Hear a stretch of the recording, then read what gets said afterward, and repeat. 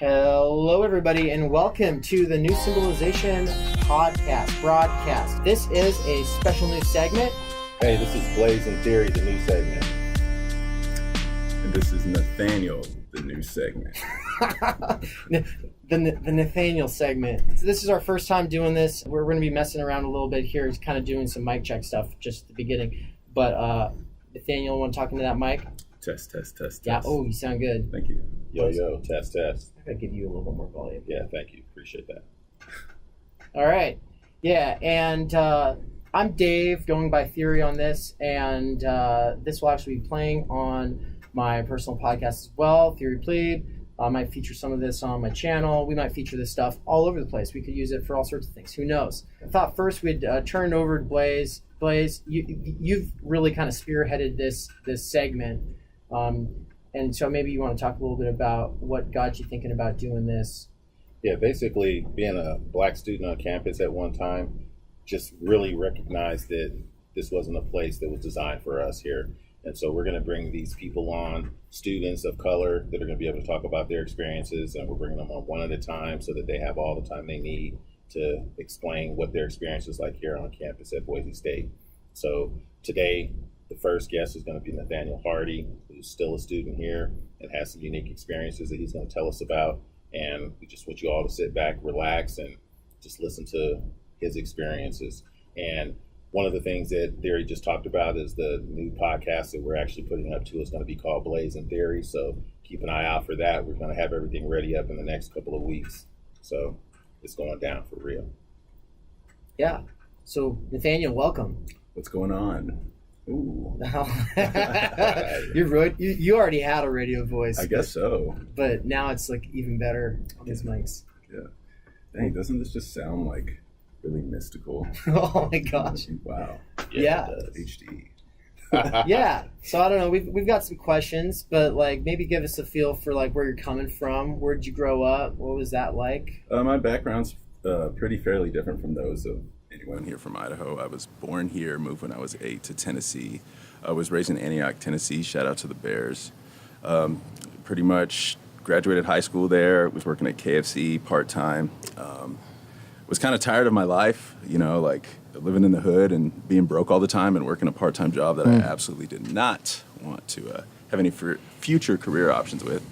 So like most people in Antioch, Tennessee, I joined the military and did 6 years of that in the Navy, attached to the Marine Corps all 6 years, pretty fun times. And then pretty much that evolved into me getting out, Boise State, taking all of my credits and, getting in here and then really experiencing what it's like to be at a PWI in a predominantly white state. And that is one hell of an experience, let me tell you. That is, I wouldn't wish it on anybody. So, yeah. Now, I do have a question for you, Nate. So have you actually been immersed in the actual community out here, or is your life pretty much just focused on what's going on here on campus? I would say when I first got here, I was very not involved. I would have to say I was just trying to get on my feet, sleeping on my dad's couch, on Craigslist, looking for somewhere to live every single day, all night for 3 months, working at CenturyLink, trying to come up there in their customer care acquisition.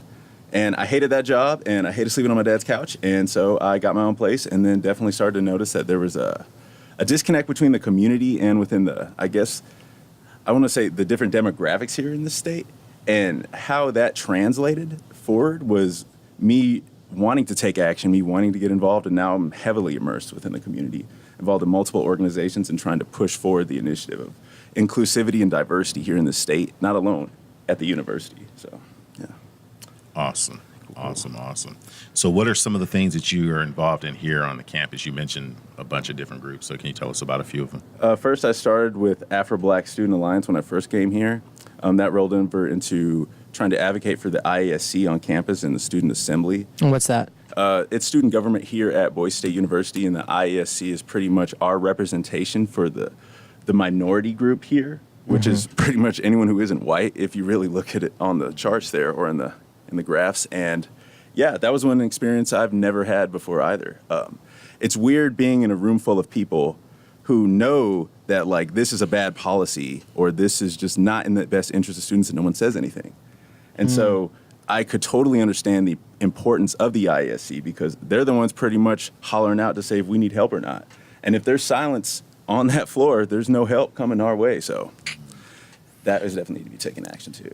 Do you know, pertaining to the IEC, what is it? IESC? IESC. Acronyms are hard. Yeah, so it's what does the acronym mean? Inclusive Excellence Student Council. IESC. Okay. Got it mixed up. I saw something at work. That's what it was. And it's IECS. So that's what's throwing me off. I was like really tripping. Okay. So do you know, pertaining to the IESC, is there a particular department or person on campus that may be directly, become an opposition to things that you guys are trying to do on campus? There definitely was plenty of pushback. We had to vote on it. We actually had to have the student body say that we want this. Isn't that weird? Like, don't you want us to be represented at the table, And don't get it wrong, there were some no's. So obviously there was pushback where there was way more yeses and people supportive in this role. But everything didn't get accomplished like we wanted to. But that was one of the biggest things that got implemented into student policy. So now the IASC is part of student assembly, i.e. student government, and there is some representation. But that's always kind of like in limbo. Just know that could be taken away just as soon as it was put into place. So. Yeah, now that's really interesting too, because it sounds like what you're saying is IESC is getting a seat at the table, but are they being listened to? From what I've heard, absolutely yes. We've had a very supportive cabinet within this administration in the assembly. Caleb is awesome. I would say this. You've met him. I've met him. He comes to our meetings. Yeah. And so was Emily. They were definitely very attentive, and they were willing to hear about anything. And they actually genuinely care, and so they want to make a way. So I have no problems with them. There was no pushback at all. I guess just seeing how the institution was created really makes these good people kind of like it put them in a situation where they're kind of jaded, or they can't do as much as they would want to. And so I feel like that is on us as the student population to advocate for different policy changes. It makes their job easier, makes our lives easier. It's a win-win. So what are some of the examples of some of the policy changes, either that you have pushed through or that you've seen them push through that you knew, everyone in the room was like, this isn't going to serve everybody? So it's not as I would say, critical. There's not like big, huge policies that come in that are just going to completely change like the culture of campus. That doesn't necessarily come in. There's like the candy heart sale, or like, hey, we're advocating for this group to do a fundraiser on the quad. Is this cool or not? Can we support you? There's none of those big ones. But when like other things like, let's say an alt-right group wants to come to campus, right? And there's just nothing but folks who aren't necessarily right-winged or right ideologies are looking that direction. They're obviously going to be like, yeah, heck yeah, for sure, come on through. But if there is maybe one opposition or someone on there that says no, then we can necessarily shut that down. That's the purpose of the ISC. It's so weird little situations like that come in. Obviously, that puts the different demographics or the minority on campus at risk. Like, I don't want to see white supremacists protesting in the quad, asking for things that obviously I'm not included in, or policies that definitely hurt me, or even just changes that definitely don't look out for all of us. So they can shoot those down immediately. Nice. Now, I have a question about that too, just because I believe in free speech, things like that. So for a group that doesn't believe necessarily in what you believe in or what I believe in, what should we really do about that? I know, we don't want to spread hate and whatnot, but should we give them a chance or a right to do that? Maybe they'll be out there and show how ignorant they are sometimes if they're doing their things. But that's the same thing if we want to try to get out and do something where, we could be told, there's not the place for this here. Where do you draw the line? I know, right? Where do you draw the line? Yeah. Do you have sympathy, or is there kind of any compassion for these folks, right? Or forgiveness? I would have to say there's always the want for the conversation there. I would definitely say that, especially seeing like flyers where like they're depicting black people or folks that are not white, right? Like with big noses and everything, saying like, stay out of our country, that are from Sandpoint, that are flyers hung all around campus and in the North End. Really weird. I've not seen any. I did not know. Oh, yeah. Jeez. That's when I first got here. Jeez. That was like when I first got here, I saw Jeez. that. And if you look back in the history, not to get too sidetracked, right? Afro-Black made a float that was destroyed. Right. That was destroyed, right? That made news. Yeah. No, They still haven't yet to be found. Trippy, right? Trippy. And then there was also like the hate speech scrawled on the the roof right by the One of the dorms or something. no, it was the museum. Oh yeah, there was that too as well, and also Yeah, someone in the snow, I think. Yeah. in yellow. Yeah. So you obviously, I just found a spray painted swastika like over by Winco, I think, on the sidewalk. Yeah. They even did it at the playground. Even at the playground. And after a soccer game, remember that guy went to his car and there was a note about that, pretty much saying like adding like more African American players, being more diverse is like controversial or something. It's along those lines. You should look it up. But people are not inherently wanting diversity or inclusion here. Like that is a thing that they're scared of, and they're willing to be violent for. I mean, they'll destroy a float. Who's to say what they'll do, right? If we say we move a policy where we want maybe more diverse faculty here, that's something that is at risk there. That's something that you have to consider as employment here in Idaho. Like you're not wanted. That's terrifying. You know what I mean? Yeah. Now that's interesting when you bring that up too, because the school is making a real big push right now for diversity and inclusion. They've brought Dr. Tony Byers here to do a diversity summit. They brought Tim Weiss here to do a lecture. And you generally see the same people at these programs all the time. But I'm to the point where I'm questioning Boise State's commitment to this. I wrote an article in the Arbiter a couple of weeks ago at the same time. Don't believe the hype. Don't believe the hype. Yeah, I called them on their BS. Can we say BS on here? Yeah, Or what we can say BS. Cool. Okay. I think technically we can cuss, but we're supposed to try to keep it classy. Okay. Yeah. Yeah, basically, just so you'll get the full effect out there, I call BSU on their bullshit. And I was like, I don't believe you. And how can you say that you want to have these things happen, but yet everything still looks the same week after week, month after month, semester after semester? Yeah. So that's where my question comes in. So do you believe that Boise State is committed to making change? Oh, come on now. I think the want is there, but I don't think the structure's there.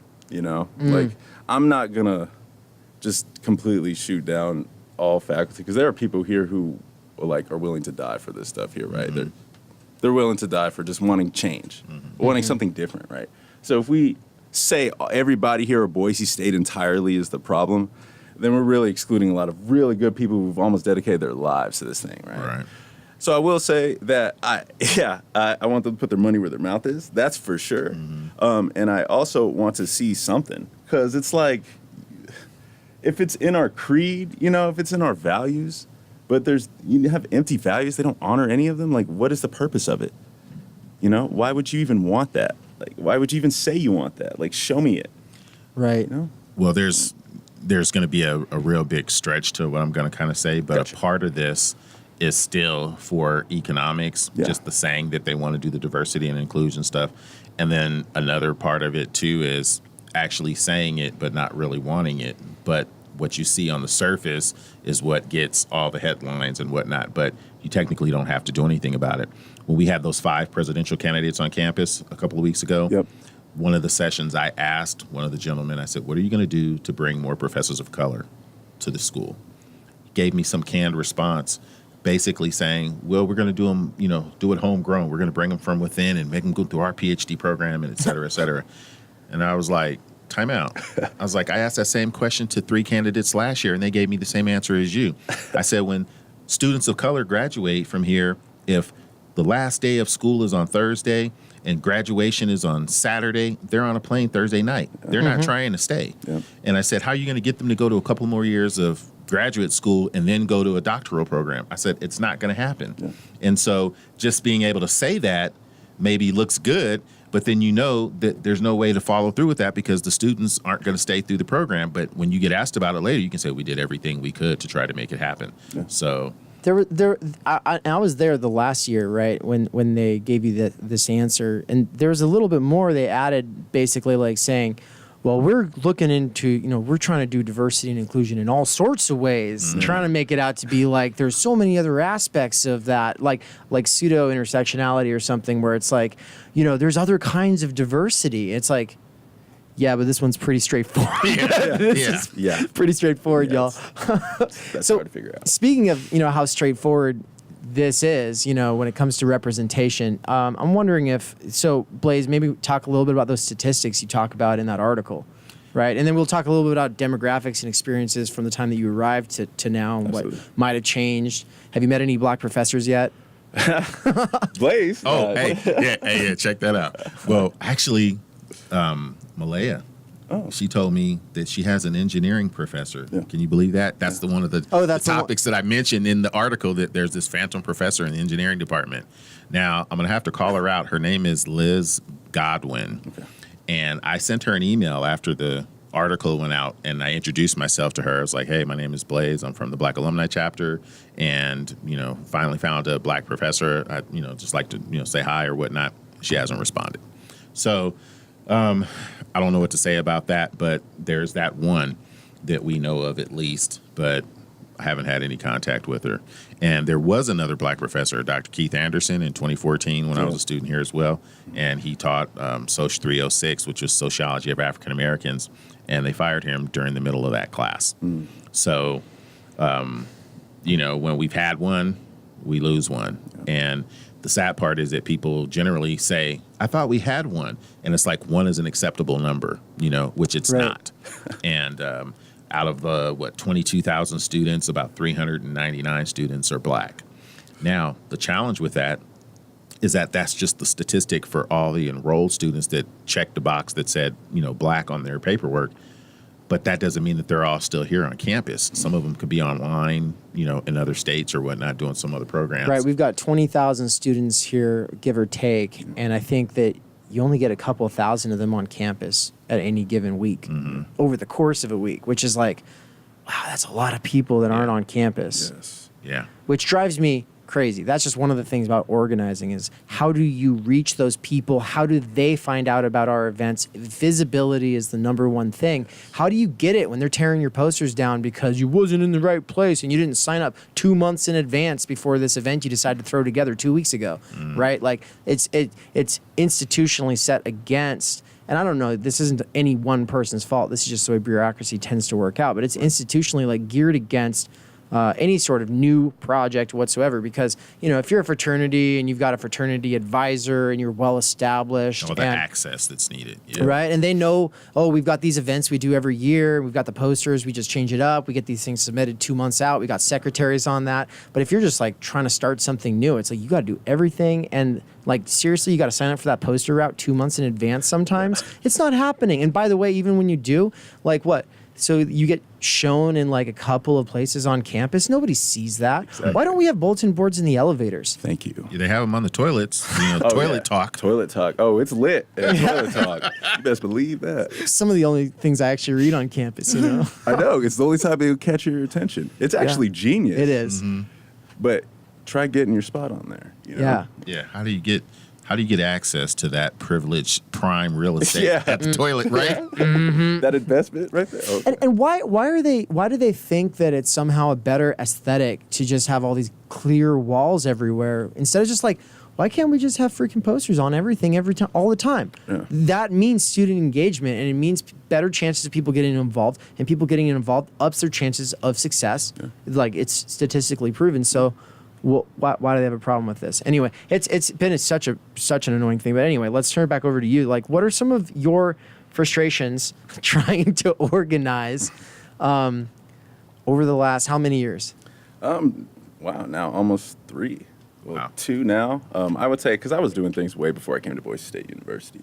But I will say, getting students involved that are willing is not hard. Like, they see a problem and they want to take action. That is not hard. And they see exactly what the issue is. Boom, want to take action.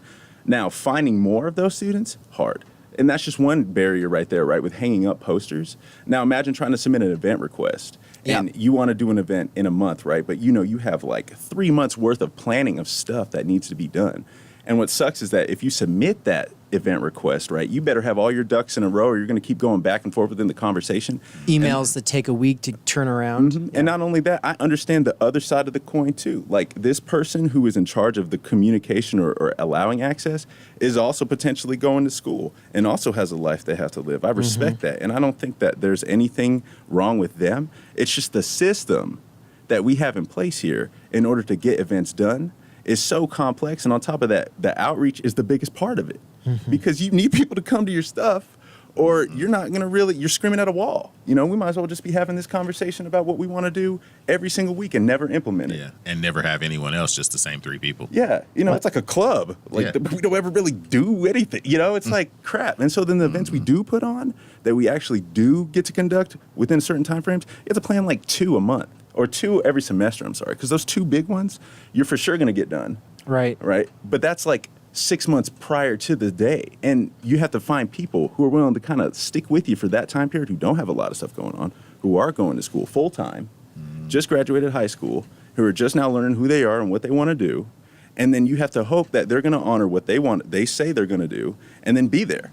That's the hard part. And then be there, right? Yeah. And there's no, I would say, hate involved with that, because there's a lot of understanding, and I get it. It just sucks because it's so much pressure on a system that can be fixed. I just think we need a seat at the table to figure this all out together. The students need that. All right, I have a question for you, Nate. Easy. Do you feel welcomed on this campus? And you can answer that any kind of way that you feel. It depends what day it is and what's going on in the world. That's really what I feel like the correct answer is to that one. Majority of the time, I'll say when I'm coming directly to class from my car, yeah, I'm absolutely wanted. In my classrooms, yeah, I'm absolutely wanted. I don't think I'm hated there. Now, when I do events with Black Student Alliance, or I'm sorry, Black Student Association, prior Afro-Black Student Alliance, nah, I don't feel wanted. Nah, I definitely feel like people give us a weird look. Yeah, I definitely feel like they're like, what are they? And then on top of that, here's another weird thing, right? Just using the word black seems to scare people. Using the word black. I thought I wasn't allowed to say that, yeah, and you know? I've never experienced that till I moved here.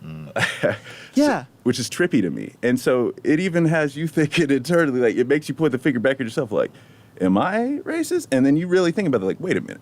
This is like reverse psychology. You know, I've been raised this way. How could I not think what I am? You know, and people will like really try and convince you that just using terminology you've used your entire life to self-identify is toxic or bad or is like socially a taboo or wrong thing. It's weird.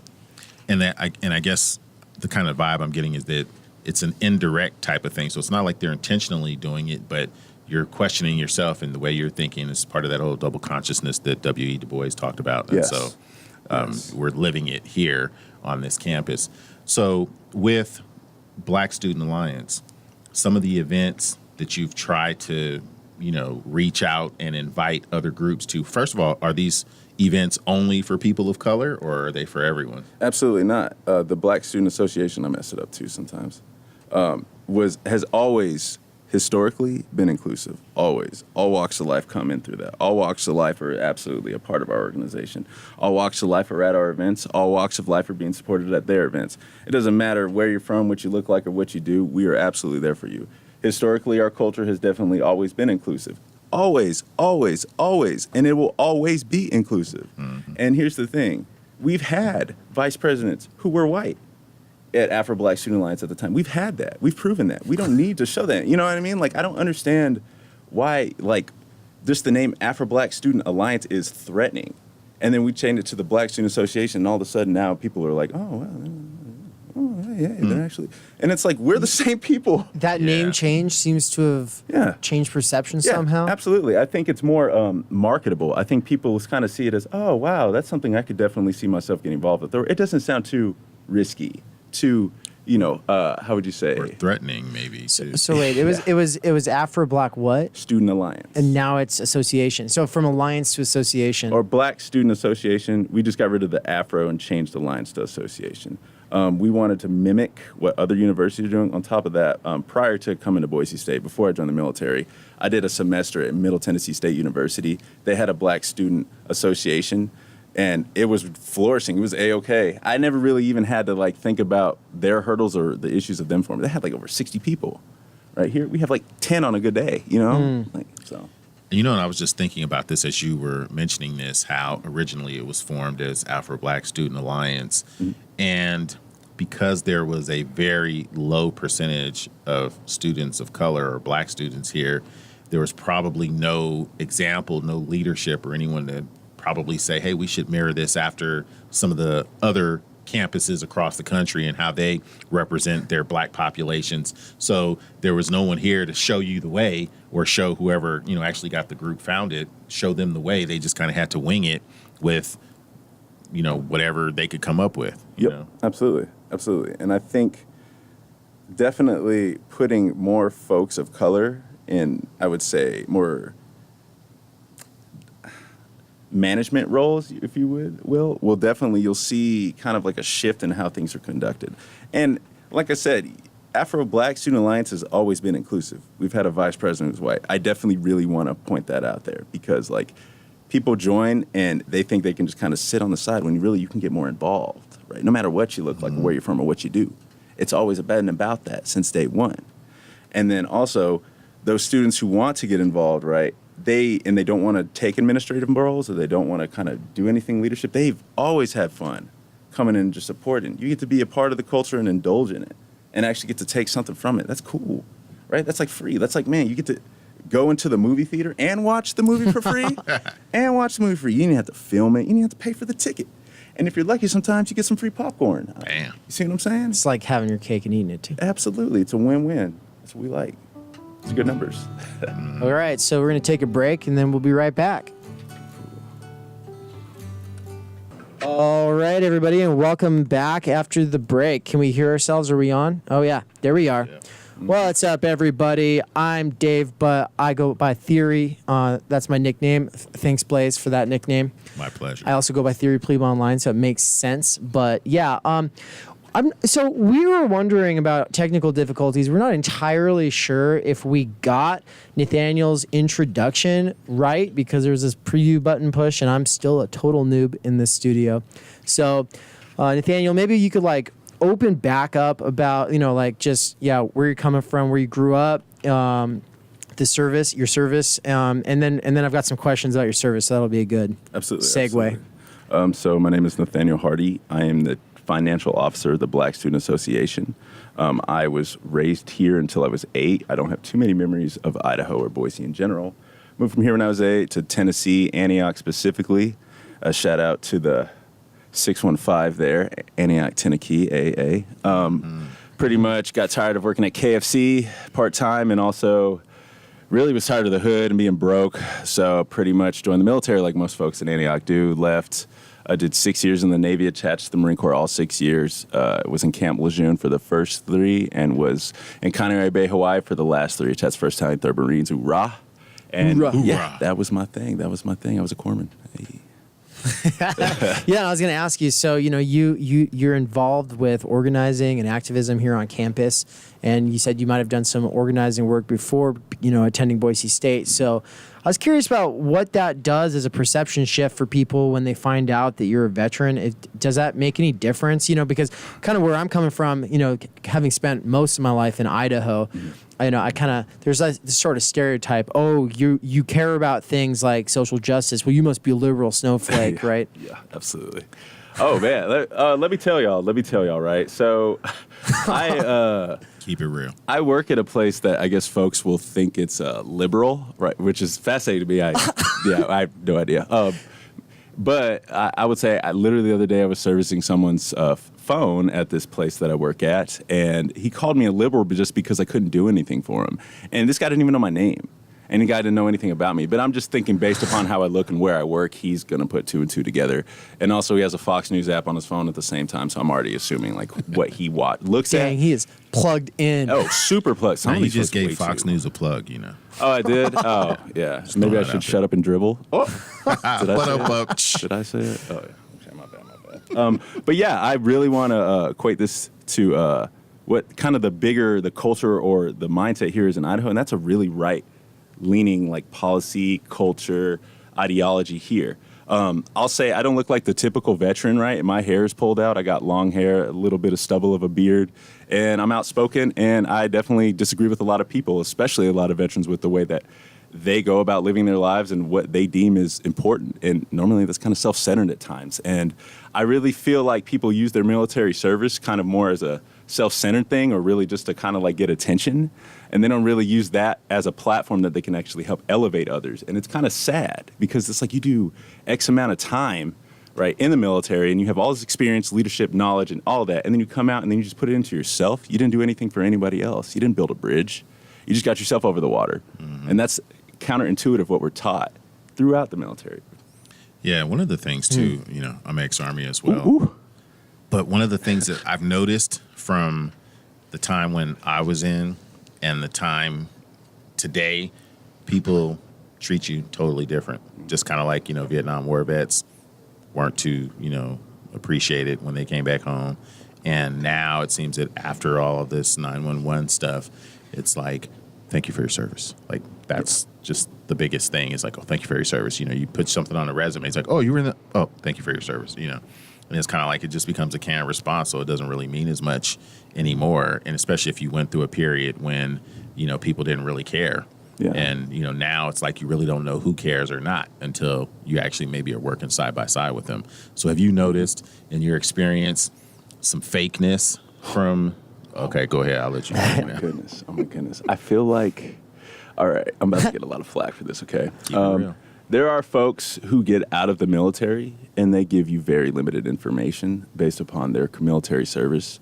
And so they'll say, yeah, I was in the military, and they don't really give you kind of like more description of that. And they'll just be like falling in love of that. Thank you for your service. Oh my goodness. Because it's a lot of unwarranted attention. And I feel like people fall in love with that. Like they've never had that in their life. They've never really kind of known what it's like to stand out or just have something like to be proud of. And that's when the fork in the road comes with it. It's like, okay, you can just sit here and conform to what a veteran stereotype is. You get your trucker hat with probably the American flag, or your patch that you had on deployment. You smack it right dab on there, right? Then you get a plaid button up. It's got to be plaid, right? And fitted, because you got to look kind of nice. And in the military, that's kind of how they gear you. You want to be presentable. What are we looking at? Probably pants, Jordache, denim. Yeah. Dark, yeah. They still make those. Oh, heck yeah. They're coming back.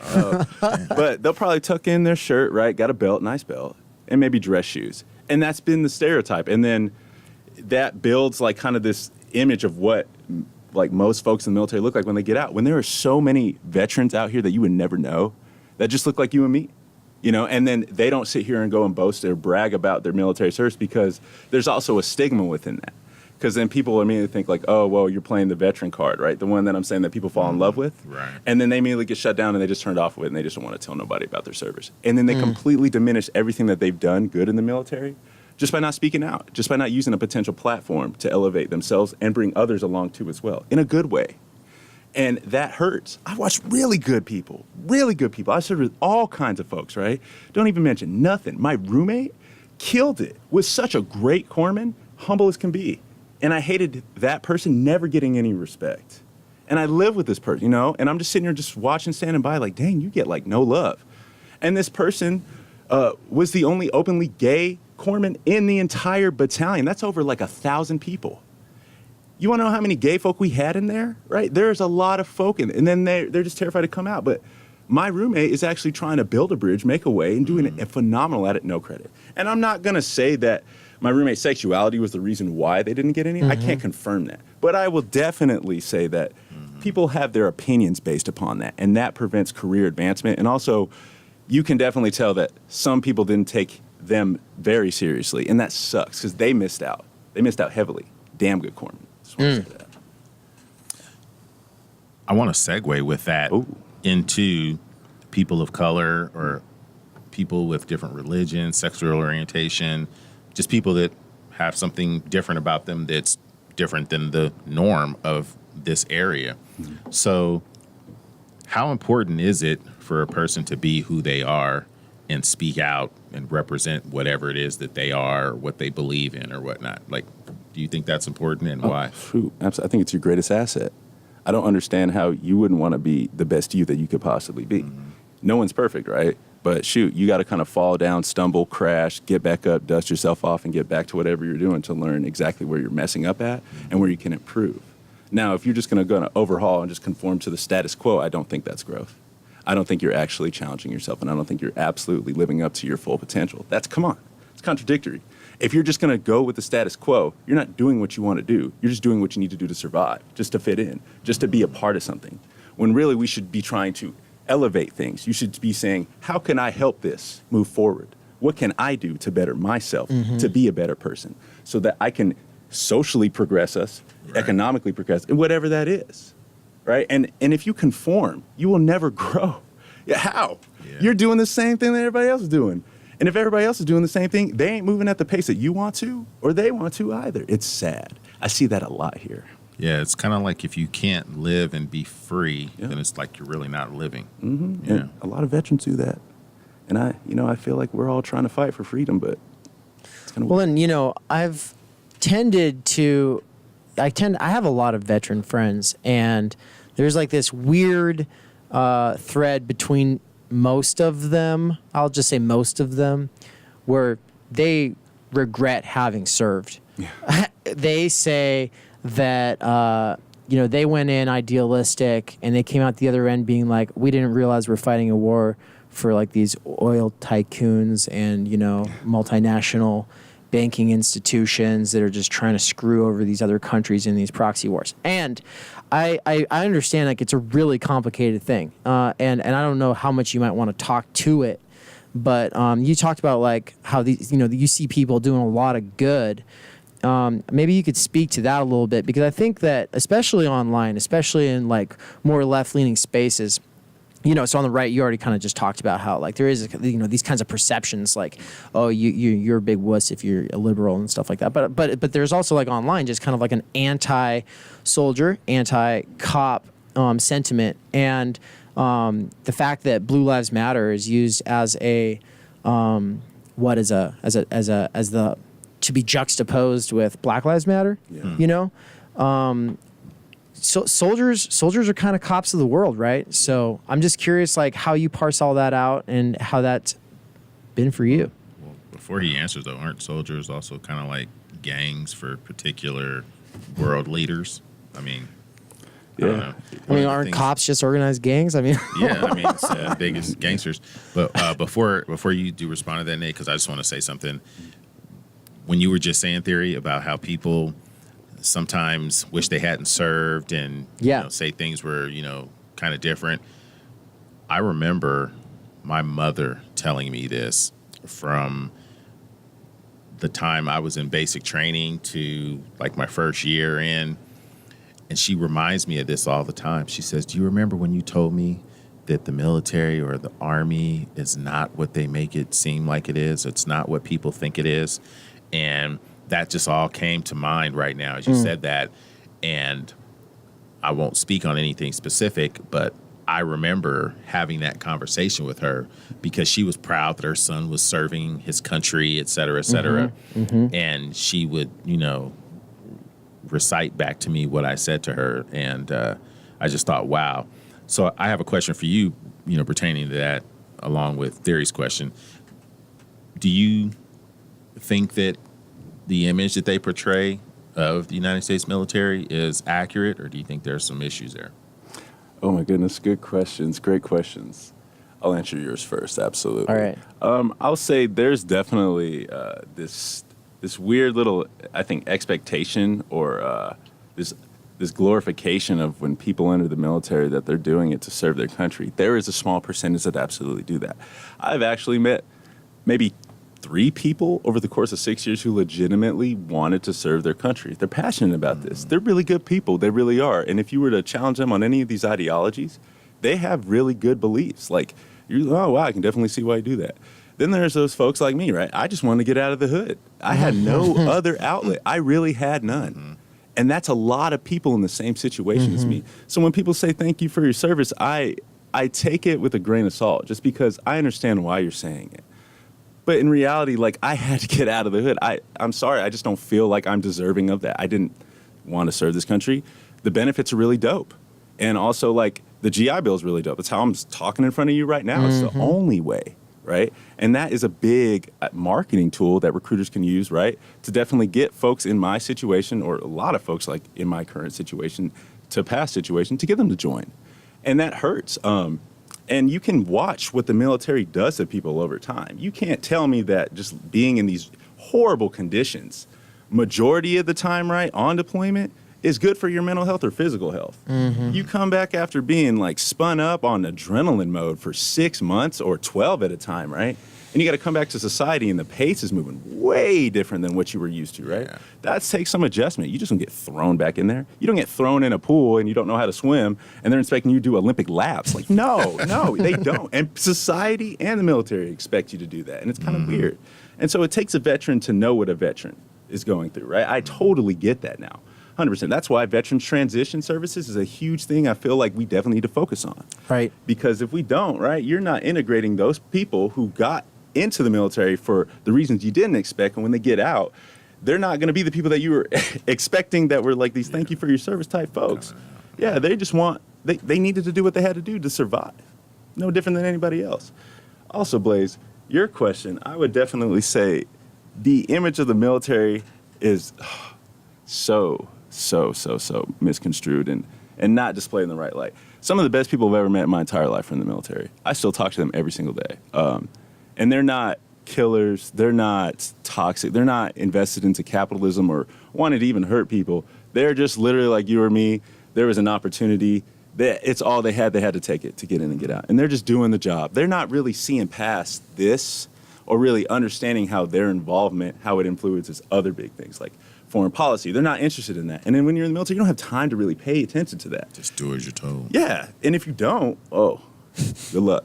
And so that is a huge problem that I feel like when folks have this expectation of military folks versus what they really are and who they really are, it'll either break your heart or it'll uplift it. Because, not a lot of people join to serve their country. And by a lot, I think like 3/4, in my opinion. 3/4, 75%. Right. And then the last thing, right? The military is not for everyone. Absolutely do not recommend it to everyone. The folks I do recommend it to, I think they'll do phenomenal. I recommend certain people to join in their particular circumstances with whatever they need. Now, I will also say it's one that I don't look back on and I say I hated that. There are moments where I'm like, what the hell am I doing? They're very low moments, very, very low. And there were very high moments too, right? Like getting awarded after doing a really hard work and you're in charge of this one big thing. That's awesome. That's really awesome. And then I can see how that translates outside here into the civilian world. Right.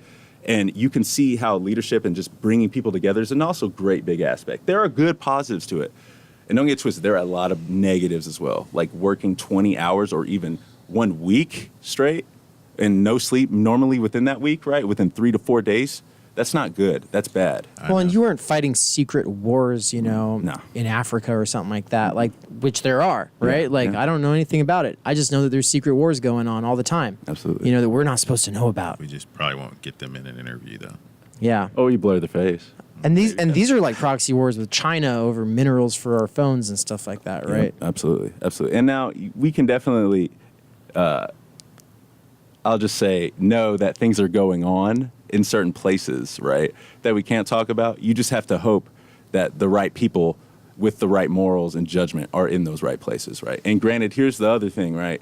I will never project my beliefs on someone in a situation I've never been in. Because, there's definitely calls where folks in leadership have to make a decision that is not going to benefit everybody. But looking back at it, who would have not chose in those particular circumstances, right? You can absolutely, I would say, the job's harder than what people anticipated. And when you're in it, just know, you're making the calls and you're going to get hate, but you're making the right decisions that you feel are best. Yeah. And while we're talking about these covert types of things, I always say this. Well, people say it in general, too. They say art imitates life. Yeah. And I also like to reverse that and say life imitates art. So when you think about any television show or movie that you've seen that had some kind of military thing going on in it, whether it was some undercover operation somewhere, people don't just sit at home and make this stuff up. So there's somewhere something has been transpiring probably very similar to that, and they've switched it up a little bit, or they may have even just gave it to us straight with no chaser. And who are we to say that that's not really what's happening? It's just a different country, So just keep that in mind out there because I'm sure it's going on. Oh yeah. Stay woke.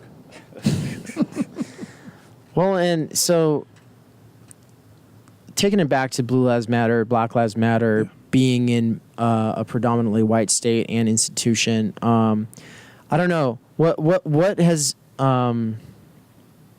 I guess, so people get weird about even the word black, you said. Yeah. Right? Like, so you can see how, like, their white fragility is getting super triggered just hearing Black Lives Matter, because they're like, but I've always thought that all lives matter. Obviously, like, I couldn't be racist, So, like, that seems to be, like, something common in my own experience. I can't imagine what it's like in your own experience. And so I'm just curious, like, what you said it's not normal where you're from. Yeah. So what's it like being in a colorblind state? Yeah, it's definitely like you have to tiptoe around some language barriers now. I've definitely noticed, like at my job that I work at, there's a huge communication barrier I have to anticipate. Right, I can't just say like, oh yeah, it's the black guy standing next to the wall, to that accessory wall, right? You just go over there. I have to be like, it's the guy right there with the beard. I have to really think about blue how coat. to think. Yeah, like stocks. Yeah, you have to be that way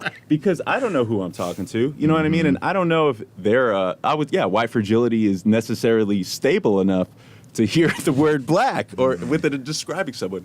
And here's the other twisted side to it. I could totally see their side of it too. If you've never really been exposed to different cultures or different demographics, or really your definition of diversity is like so skewed that when it comes to having a conversation with someone who is not from the same walk of life as you, you're definitely going to be like, this is a learning experience for both of us. It's just on my end, it's like, dang, I'm really having to suffer more than this person. It's becoming this conformity thing. Like, oh, well, I guess I just shouldn't talk about being black. But wait, I am black. Yeah. I should totally be able to talk about being black. And he's black too. So I should totally be able to say, yeah, it's the black guy standing next to the wall over there. But I can't because Oh my God. I'm in a predominantly white state. Trippy. It's deep. Yeah. Yeah, I grew up in that, being told that seeing color is the racist thing. Yeah. Right? And, watching movies, like that celebrate, some civil rights or whatever, and kind of just like this kind of, in our house, we're not racist. And part of that is we don't see color. And it's just part like, of it is that we are racist, though, when you say that. Yeah. well, and so that gets to how ignoring differences it doesn't just like, oh, we're not, I'm trying to ignore like your color, but like how that will get to ignoring systemic issues that like other people have to face. Maybe you could speak to that a little bit. Either one of you. Yeah. Would you like to? Yeah, so a part of the whole denial of seeing color and stuff like that is it's an indirect but a direct way of refusing to accept those differences. And so it's kind of like playing the game, and you're playing the game. And it all boils down to the people with the power are the ones that get to do this. Nathaniel and I don't get to do this because we don't have the power in any of these situations.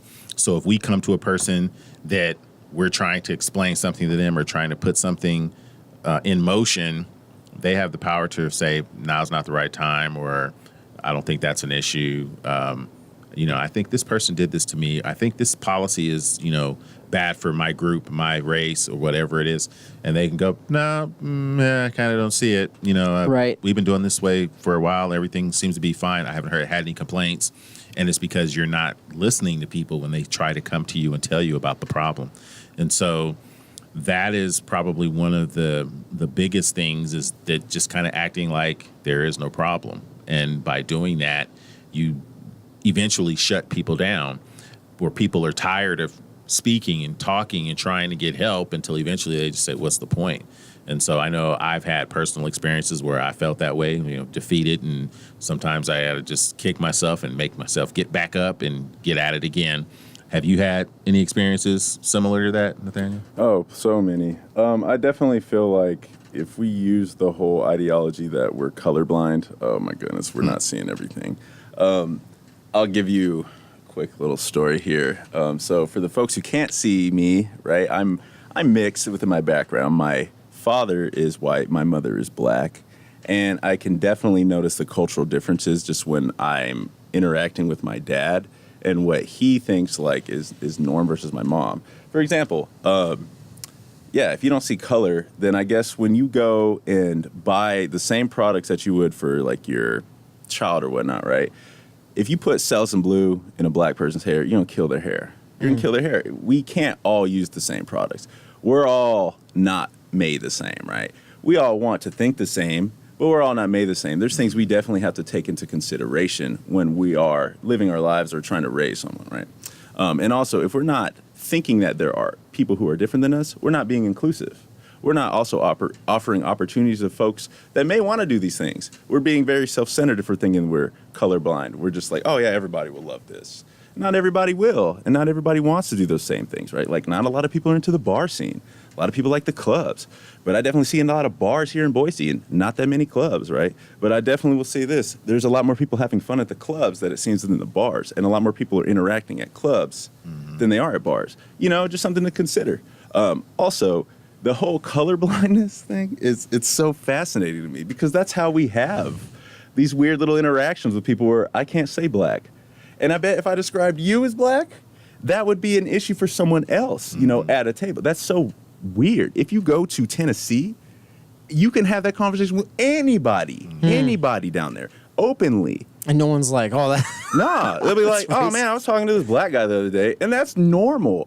If you say that here, you'll be like, they got to look left and right, under their seat, you know, and just like, okay, I'm gonna whisper this. Are you race baiting me? Like, You know, what are you trying to do here? What you trying to pull? Yeah, and then people, and I think it's because we're becoming so politicized, or we're putting politics into so much little things. It's weird. Like the guy, you know, who I'm helping with the phone with the Fox News thing. I guarantee I couldn't have been like, yeah, man, I'm a black guy from Tennessee. He probably would have been like, no, you look like a liberal to me, you know? Like, I guarantee that's what he was going through his mind. Right. And so that color blindness translates in so many weird little ways that come down to just basic interactions at work. So imagine what it's like in our personal lives when I go to Albertsons, to Winco, to the library, you know, even in the bathroom. Looking at a toilet talk, and the person's next to me next to the urinal, just, you know, like they probably worried about how they're interacting with me. You don't have to be that way. Just kind of understand the cultural differences and don't be colorblind. You know, and that's one of the parts that becomes such a problem with white fragility, where people are so easily disturbed. Oop, we're going to break, y'all. So we'll come right back. We'll talk about some white fragility stuff, and we'll talk about more. That'll be the final segment. What's up, everybody, and welcome back to the New Symbolization Project broadcast here at University Pulse. This is Theory. I'm Blaze. And I'm Nathaniel. Ooh.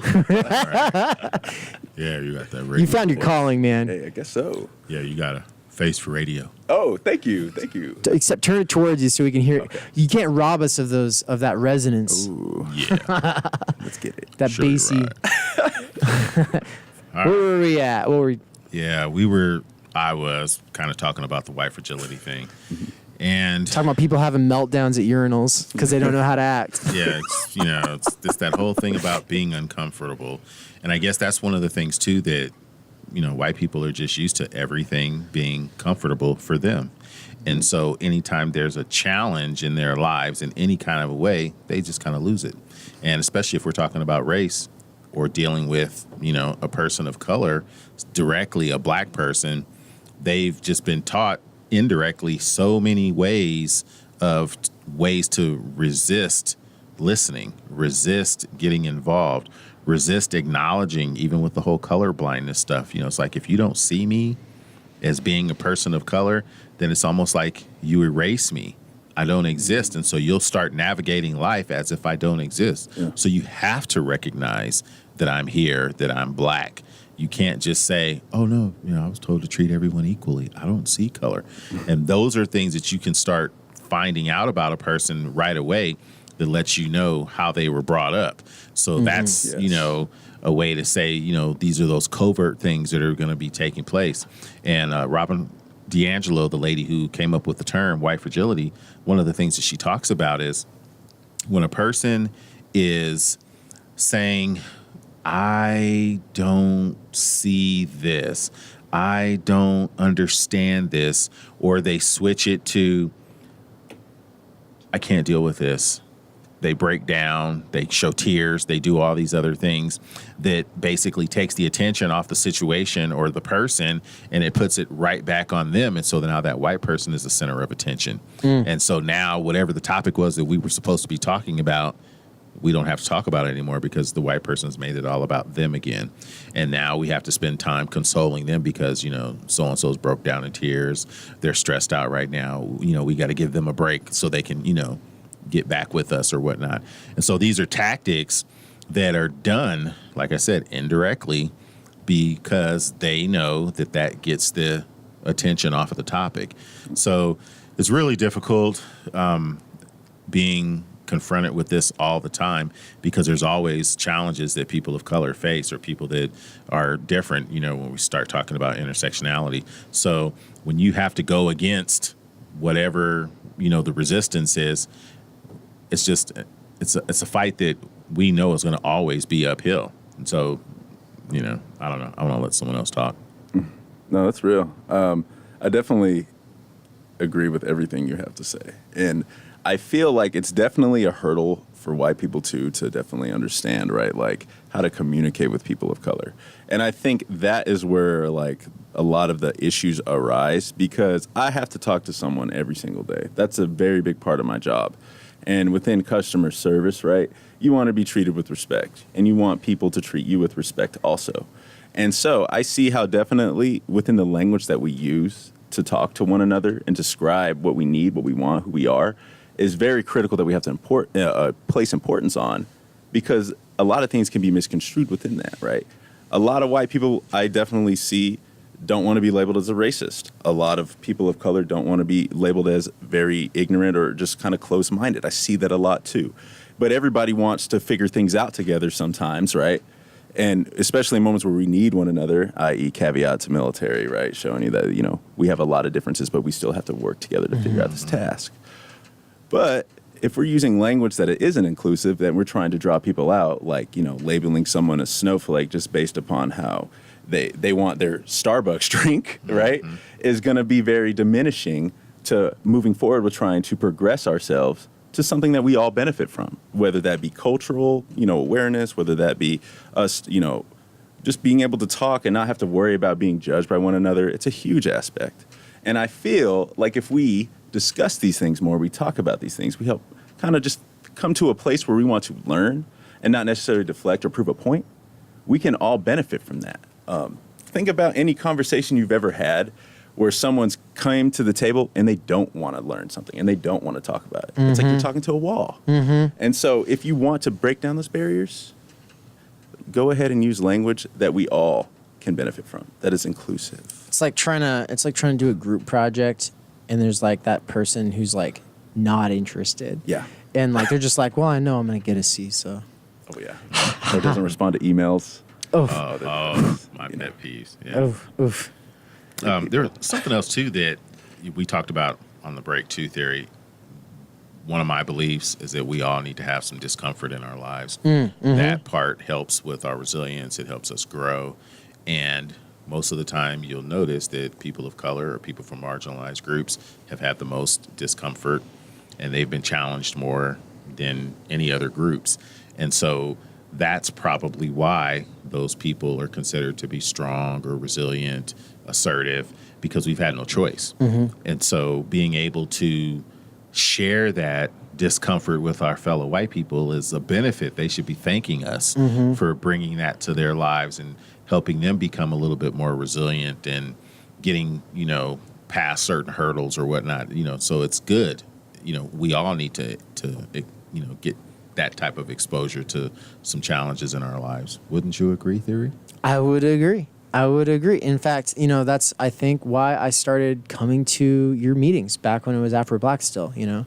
It's like I was doing recruiting for the local Democratic Socialists of America at the time, and everyone kept talking about we need to get more people of color at the table and stuff like that. And so I started sitting in on meetings around town, and I was like instantly like, I'm not going to just be like, hey, who wants to join this group? I was like, no, I'm just, because that's what it seems like people are asking in that situation. They're like, why don't you go ask some black people? It's like, would you want to imagine being a black person with a life full of shit, and then some random person comes and they assume that you're far enough left to even want to be a socialist in the first place?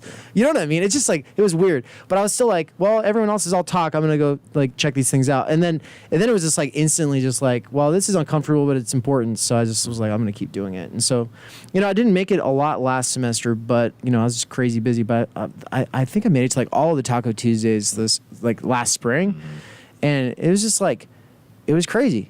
It was a really important experience. And I've been kind of forced out of my comfort zone a few times. I've been to Argentina, didn't speak Spanish. Oh. That was weird. I was alone, for a week. And it's just like, you meet some people who can speak some English, but, it's like, it's crazy. And then, Thailand, same thing. Belize, same thing. Each place, a week in Belize, a week in Argentina, and a month in Thailand. And all of these things were through the school. In different ways. One was for a conference, one was for studying abroad, the other one was for like a spring break thing. All of them, like, I just took out a ton of debt for those. But yeah, that was just the big thing that I'd say, like, the number one most important thing. Like, there's all these kind of experiences that were had along the way, but it's just being uncomfortable. Like, that's just really rewarding. And, I was homeschooled, and so integrating into normal society was already kind of, like a chore. But that was integrating into white, like Coeur d'Alene, which is one of the white topias talked about in the TED Talk, white topias, right? Yeah. So it's like, yeah, this is something else. Now, I just heard you say integrated into normal society. I argue that there is no normal society. Fair. It was perfectly crafted to be the way that it is. Mm-hmm. So when you think about that scene from The Matrix when the little kid says, there is no spoon, this society was crafted to be the way it is with all the social constructs, with all the systems in place. It wasn't done by accident. And so whoever put this thing in place was like an effing genius. Yeah. You know what I mean? Well, and people talk about, social constructs like, the things that are, socially constructed, people talk about them like they either came down from heaven or they grew off of trees. Yes. Like, this shit's just normal, it just grew off of trees, or no, it came down from heaven, this is just the way we are, or whatever. And it's like, normal is constructed too. Right? And like you just said, shit's not a bad word. It's just what we associate with it. Yeah. You see? So it could mean water in another language somewhere. Who are we to say, or obviously our society is putting these labels and these values on these words, but there are no such thing as bad words. There isn't. And I think that takes a very intellectual person to come to the forefront and have those conversations. You could definitely tell someone who is going to college, is educated, or definitely is open-minded, versus someone who just wants to be right all the time, has their political beliefs, views, religious beliefs, really, really hardcore, right? And how they're not wanting to kind of work towards an understanding or figure things out. You can immediately figure that out. If someone says, I'm colorblind, you can tell so much just based upon that statement right there, right? Yep. Or uses the word colored. Oh, yeah. Oh, which is trippy to me, that people still talk like that. Up here. I mean, I will definitely say, I was in a therapy session, and that slipped up from the person's mind. Yeah, and I was just like, I didn't blame them. And how could you? They've never really been exposed to a lot of other things. Right. That fragility, right, is the only way to dismantle that or to break that or to get out of that is to put yourself in environments that you're not comfortable in. It sounds counterintuitive, right? If I'm scared of something, why would I go and try and be in that thing that makes me scared? But that's where the growth lies. And coming back to what we talked about in the beginning of conformity, right? You don't want to conform because this is toxic out here. This is not what you want to be. You want to be better than this. You want to include your language in that betterment of yourself, right? If you have something against trans folk just with using pronouns, right, then that says a lot about yourself. Then you're not very educated about what's going on or other people other than yourself, right? Like 1920s education is nothing in comparison to what we have now. Yeah, absolutely. Right. And so actually, this is a nice segue because you're talking about colored, like that's dated. You're kind of showing some of your own colors, your cards, when you're saying that. Or not being able to like adapt and use someone's pronouns. I do prefer they them pronouns. We forgot to do pronouns at the beginning of this conversation, but anyway, yeah. And then, but then you also just said words are just words, and like. But so how do you tease this out? Yeah, I have a great answer for this. So I was watching the show Billions, Anybody watch that on Showtime? Haven't seen it yet. Pretty Sounds cool show. good. There's a character on there named Taylor that uses they, them, their pronouns. Taylor's father came onto the show, and they were talking about some financial stuff and working on some things, and the father made a comment, and he called Taylor her. And she said, "Father, I can't believe you did that," or something. He says, I know. You like to be, called, whatever, or something like that," he said. And she says, "I am called they, them, or their by those who respect me." To use your preferred pronouns. They're the ones used by those who respect me, without the quotes. I'm sorry, kid. And I thought, wow. And so that's basically where it comes from. So if you respect that person, you will address them or call them whatever it is they want to be called. So that's kind of where that little difference comes in when we're talking about, words and just the meaning that you associate it. So if you ask to be called they or them or he or her, the people that respect you will address you accordingly. And so that's just, probably a good way to kind of look at that. I like that. That's definitely something I can definitely use, I feel, moving forward to help explain just having mutual respect for someone. Because that's really what it is, right? I mean, I'll give an example. People call me Nate. My full name is Nathaniel. There's only certain people I let call me Nate, And so I notice when I introduce myself as Nathaniel, they'll want to just summarize it. Or Instantly. shorten it. Nathan, Nate. And I'll be like, I was at this restaurant the other day, right? And they're like, "Okay, what's your name?" "Nathaniel." I said, "Nathan." "Cool." I said, "No, Nathaniel." "All right, Nate." "No, Nathaniel."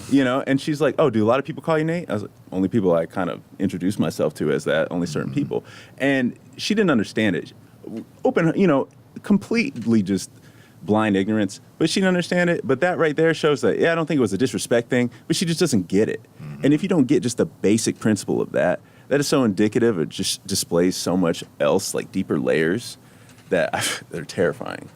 And even taking that back to going to privilege, like names are so important. As you know, my name, I have an exclamation point after the E, and I have to constantly remind people about that. And they're like, "Oh, that was really," like, "Yeah, that's really a part of my name." Like, "Oh, okay." Yeah. And it has to be this joke every time.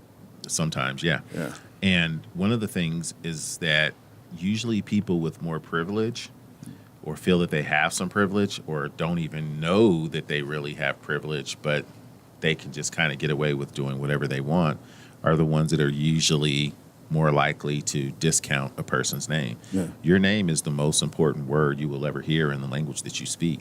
And so if a person says, Villa Sinner, no, it's Villasenor.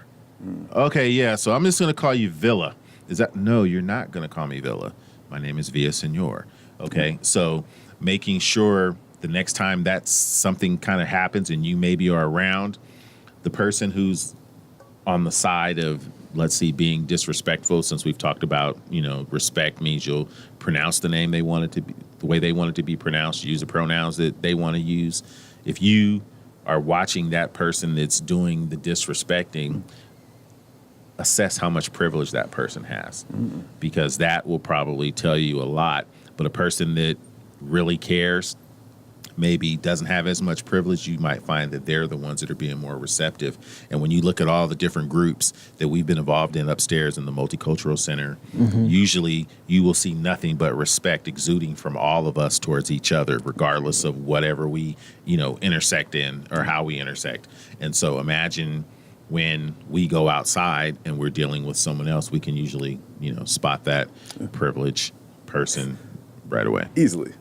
Well, part of it's like there's this attitude in this state where it's like respect is earned, and it's really interesting to me. It's strange because I've always thought, like, shouldn't you kind of give a little bit in the beginning, like it's just some basic trust? Because then you give then people, if they lose it, they lost it. But you should give a little in the beginning, because otherwise you're just a cold-hearted, like you're just cynical all the time of everybody, except for people who somehow slide under your radar and you're not skeptical of them. And why are you not skeptical of them? Yeah, and even just like you said, respect has to be earned or whatever. And that's kind of like, I missed it because I wanted to go, bullshit. But I'll come back to that now.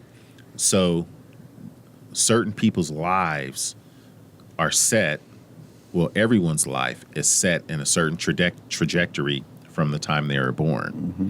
And if you are a person that's born into privilege, whether that's economic privilege, whether that's white privilege, or whatever it is, your life is on a total different path than a person that isn't born with that same privilege. Mm-hmm. And so, as far as saying something has to be earned, usually it's those that have the privilege, those that have the wealth, or those that have whatever it is that other people are some kind of way aspiring to because it's void in their life. This is a perfect segue to the question I was going to ask Nathaniel. Cool. So I was going to be like, okay, so you mentioned a couple of times everything being political now, and when you say it, you also, and this was also off air, you had kind of said, they don't even know me, they don't even know what I believe, but they just kind of are pigeonholing me as this political thing, and it's like, I'm curious. So, do you consider yourself very political? I would have to say not very political, but very politically knowledgeable. I definitely don't want to say like, yeah, I know everything about politics, but I do keep in the now. I have my beliefs and my ideologies, but I'm not pushing them on the other person that I talk to every single day. If you come and you say you're a conservative to me, that doesn't matter. And then if you're willing to exchange ideas, that does matter, right? And that just shows what type of person you are. Also, if I was that biased or had my own prejudiced beliefs based upon your political ideology, there's no way I could interact with people like I do. There's no way I could even have the job that I have. And so when people just want to slap a label on like, oh, you're a liberal or you're a conservative, mainly it seems to be liberals are definitely the ones that get all the negative connotation nowadays, right? But the minute they do that, they judge you, and then they somehow lose respect for you. Even with these people who say like, oh, well, respect is given, not earned, or respect is earned, not given, right? You can never even start a conversation without having minuscule respect for someone. Because if you're not actually wanting to empathetically get to know somebody, I mean, how would you even care about having the interaction? You're wasting their time and yours. And on top of that, that's really what a big portion of life should be about, is interacting with one another, engaging with others, building that bond. You can't get anywhere in life alone. That's a fairy tale that we all need to kind of break ourselves away from, right? And we need to look at it as, how can I be the best person that I can be for this person, and how can they help me also? And if they can't help me, how can I help them? How can I help them get to where they want to be? What resources or what bridge can I build for that person? Let's just not leave everybody out of the cold. You know? Word. So why is everything so political? And why specifically are words so political? And why is color political? Why has it is that a new thing? Is it in your own lifetime, like, has it become more politicized? Absolutely. Can I speak to this really quick by all about means, what go ahead. politics are like in the military? Yeah. Right. I'll just let you know, I was on a plane coming back from the Big Island, Hawaii, right? And we're going back to Kaneohe Bay when the election was going down, right? I mean, I didn't know if Hillary or Donald Trump was going to win, but I knew we would know when that landed. We were in that limbo. I can see it now. And I will tell y'all this story, right? As soon as we landed and they said Trump was president, everybody in the military celebrated. A lot of people, folks. I walked into my clinic. I watched them take a picture of Barack Obama, throw it against the wall, shattered, and put up Trump's picture that day. That day. I was there for 6 years, that entire Obama administration, right? I watched them talk crap about him and then spin it like, oh, no, I'm not really a political person. But you definitely have your beliefs about how Obama's doing things. And now I see a flip side of what Trump's going through. If Obama were to do even one thing that Trump does the same. Oh, my gosh. Oh, just public, like, outlash, all this stuff in the military. And then you see it flipped, and you can definitely notice that a lot of folks who say they're not into politics are definitely into politics. Right. And a lot of folks who say they're not into politics, somehow that segues into them being covertly racist in these weird little ways that they don't know.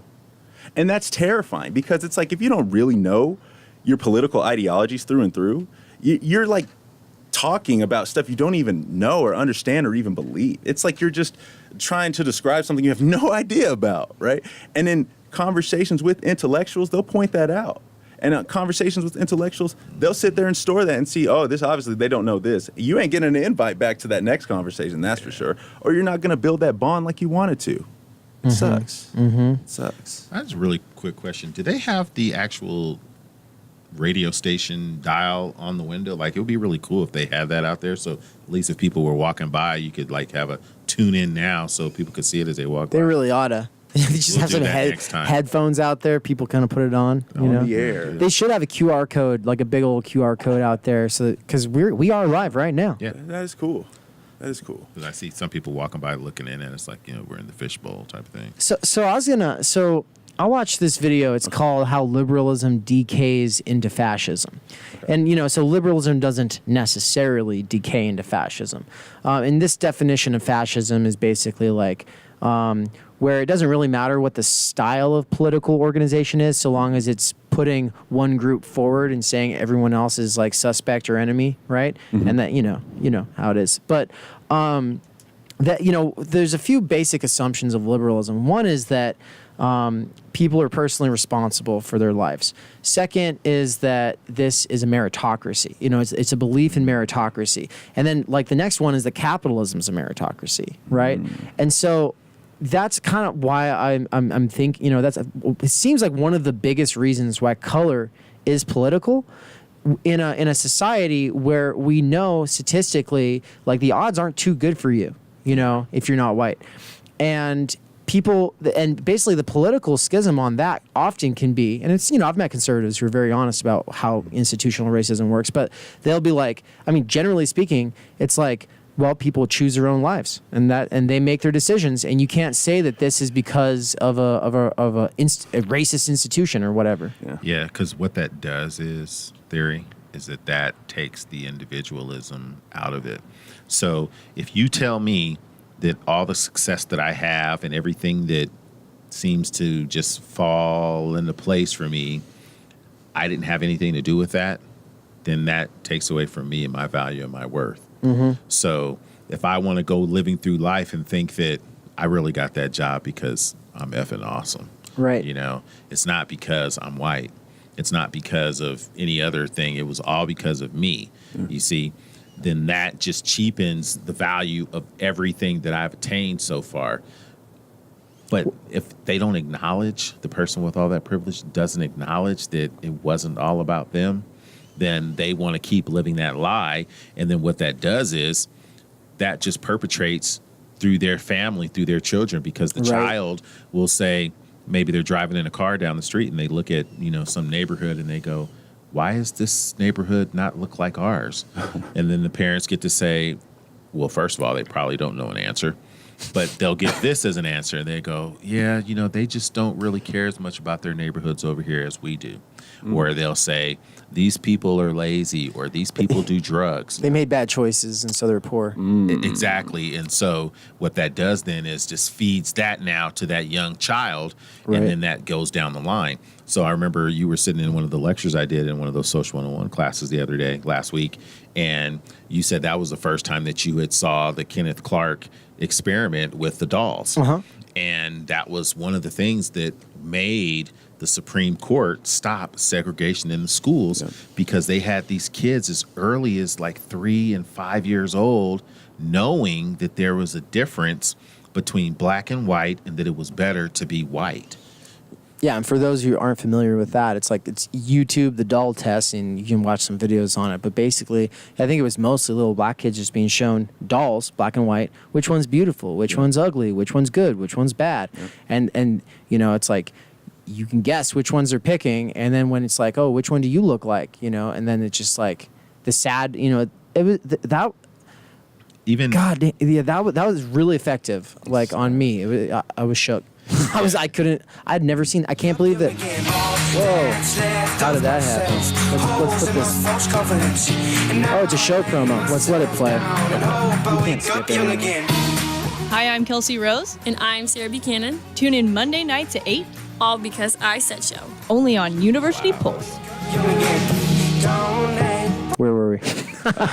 we were talking about the doll test, and Oh, I can't believe that I made it this far. Okay, so I was homeschooled, first of all, in a conservative household, so that's part of the reason I never saw it, but I don't think most people have seen it. I just don't think most people have seen that. And the fact that it was that played such a central role in Brown versus Board. Right? and it was a unanimous decision, so there were no dissenters. So even all of those judges, which I don't know if Thurgood Marshall was on that one or not, I'm not sure, but let's just assume they were all white. So you still had those people that all realized that we have to change this. We have to stop this. And I was going to bring up the part where most of the kids responded relatively quickly, like, which is the good doll? This one?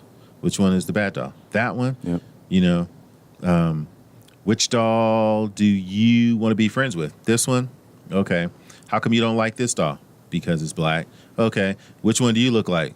Huh? Yeah. And it was like they couldn't respond quickly because we have a hard time after we already said this is bad and then associating ourselves with that thing that's bad. And so that's the same thing when I was talking about the people that have made it through life with all these benefits and these privileges. They have a hard time saying, I didn't do this all by myself. Yeah. Because if we try to explain to them that there's privilege and things that the system has made it easy for them, then you're discounting everything that they've accumulated. Oh, yeah. And that's when colorism, I think, comes into play as well, right? I think it's hard for people to think that even people of color have an advantage over other people of color, right? I'm a light-skinned black person. Obviously, I'm more favored than dark-skinned folks because how whiteness is so attracted to goodness, right? The lighter I am, I guess the more trustworthy I am, meaning the more intellectual I am or whatnot, which is, it sucks because a lot of really good folks get overlooked. A lot of really, really, really good folks get overlooked. And people spend a lot of time assuming a lot of really dumb white people are, you know, intellectual and good. Yeah. And Fox News and on them apps, it just like it filters everything that they believe in this algorithm, right? And they just think they're so intelligent and they think they actually can have like intellectual conversations. Yeah. And then they'll go and meet you and they'll think they know exactly what it's like to be black and be completely wrong. And it's fascinating. It is fascinating. And the last thing I really want to say about that too is that I interact with folks who were raised from here who are black, right? I'll say there's a part of my family and they just some of their experiences blow my mind. And when they go in to describe themselves, it's like the same situation. I've heard this one. I'm white on the inside, but black on the outside. That killed me. Right? And I made her correct herself. I was like, you're black on the inside and black on the outside. You've just been conditioned to think this way up here. And it's weird to think that way, right? I sound like a conspiracy theorist or whatnot. But when you hear that from another person of color's mouth, right, then you can obviously tell of what they see in the mirror. And they don't like it, or they're just conforming to, it's like, get out, you know? It's like, get out. And just the pressure that those people are going through to have to conform or fit in, for a person to have to be white on the inside just so that they can fit in.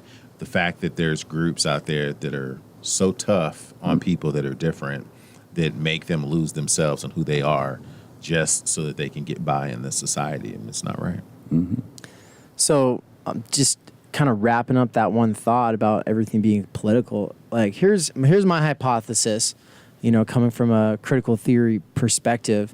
It seems like the institutionalization of making it so that if you're conservative kind of minded, you have to believe in one, colorblindness, and two, climate change isn't a thing, or at least it's not caused by people, comes down to neoliberalism. Basically the idea that our solutions will come by government not being involved with things, just let the market do its thing.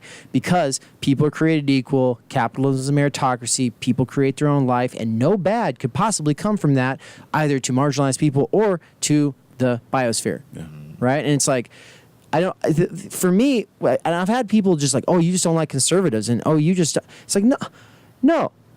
I know conservatives who aren't full of shit. Yeah. I know conservatives who aren't lying, and I know conservatives who aren't like wrapped up in Fox News. And I might be more conservative minded if we're thinking like Jonathan Haidt and like these kind of books that talk about like dispositions and the way your kind of neuropsychology works. Like if that just means like you care more about safety and conservation and family values instead of openness to experience and all, you know, adventure and all these kinds of things, then yeah, I'm pretty conservative. Yeah. Like, but that doesn't, just because my brain is that way doesn't mean that I have to turn it off when it comes to science or like the way that like this system like is rigged. Absolutely.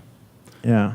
Well said. I don't know. For me, it's just like, I think that we're all just suffering from 50 years of like propaganda that really got pumped into Fox News and AM radio, and that we've got to get to a point where people who have more conservative minds are able to still like, yeah, you can still have that identity. Yeah. You can still have You that. just don't have to like deny reality. Yeah. You know. And it's okay if you were raised that way. There's nothing you could have done to, prevent that or whatnot. That's just the pot you were born in, right? And you got to figure out how to fill it or get out of it. Or if you're like sitting in that pot, cool. Water it and grow. Just make sure it's not racist. Or, Don't we're grow cool the with that. racism, please. Yeah, we're cool with that.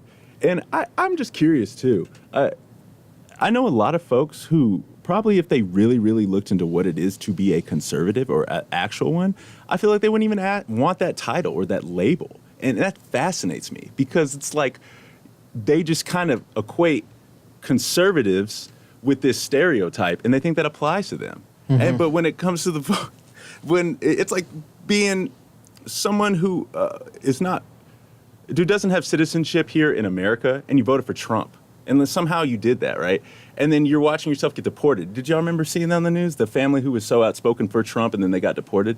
It's like, I bet you all thought you were conservatives, like hardcore. You thought you were one of them. Yeah, I bet. And I bet they made you feel that way too. I bet like at the rallies, you were up and down with the hat on, getting it, feeling great. But on the airplane back, that must have sucked, and I hate that you did that because if some folks get trapped into that belief because it falls in their value system, and they'll take the label because they get along with those same people. When it comes down to the end of the day and they see how the system works, and then they're being shipped out, it sucks because it's like you had to learn that way. And I hate that. And I wish folks would take it upon themselves to be more politically engaged and more politically knowledgeable. And these situations like this will be less prevented, You'll be an ally then at that point. Mm-hmm. How are we on time? So we got to wrap it down. Let's like take 5 to wrap it down. At the last Taco Tuesdays, Ryan asked a question, I think, and it was like, what would an equal society look like to you? Or like and I've heard other kind of ways of saying it. What's like your utopia look like or whatever? But like, what do you hope for? What are you fighting towards, All right, well, I want you to go first on this, Nate, too, because I'll be able to answer this going forward in a bunch of other shows, but I want to make sure we get you in here on this. Cool. Just to be quick, I definitely want to make Boise State University a campus that actually promotes inclusivity and diversity. That's real. That's tangible. You can see it and you can actually benefit from it.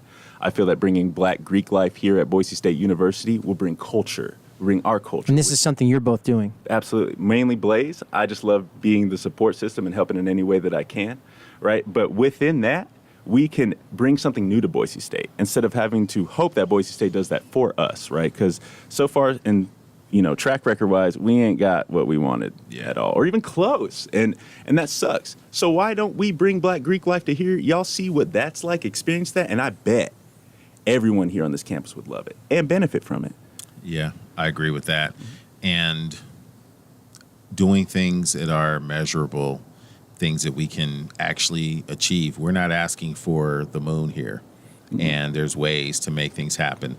And in business, you don't get what you deserve. You get what you negotiate. And I've been negotiating with these D9s, which is the Divine Nine, the historical Black fraternities, sororities.